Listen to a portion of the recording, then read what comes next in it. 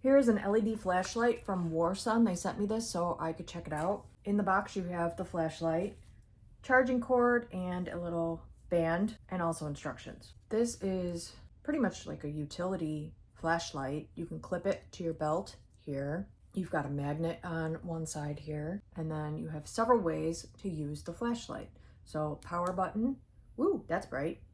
And then you push it for different strengths. You've got a blue light here. Let's see.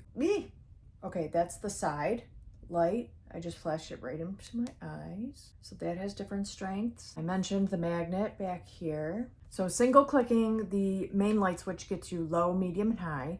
Double click the main light switch for the ultra bright white light. Long press the main light switch for strobe white light. Single click the side light switch for low, medium, and high white light. Double click the side light switch for a flashing red light. We didn't do that one. There we go.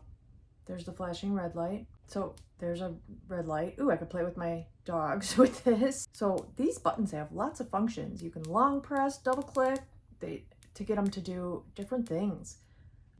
It'll take a minute to get used to this, but then it's got so many different uses. I can see my dad walking around with this on his belt for sure.